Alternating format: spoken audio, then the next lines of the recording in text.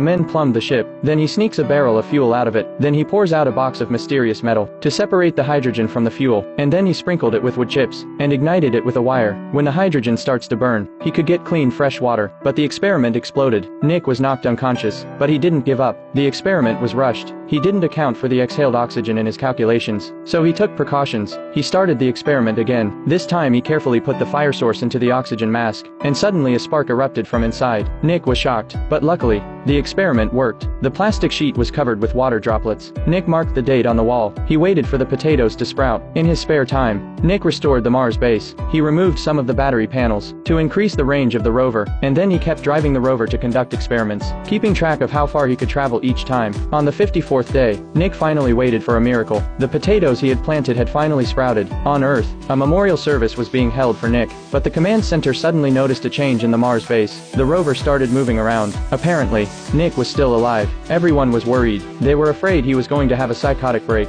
so they decided to bring Nick back as soon as possible to make sure he survived. First, they needed to bring in supplies, but it takes at least 6 months to build a transport ship. While everyone was worried about what to do, Nick on Mars was taking a nice long bath and listening to music with great interest. And then some time later, Nick's potatoes were finally ripe. He took the big ones for food and planted the small ones back into the soil. With enough to eat, he became more daring. He began to drive around a lot in his rover, and his range grew wider. This time he drove for 15 days. He finally found an abandoned detector at the target site. He adjusted the equipment and found that the photo function still worked, so he contacted the Earth with a photo.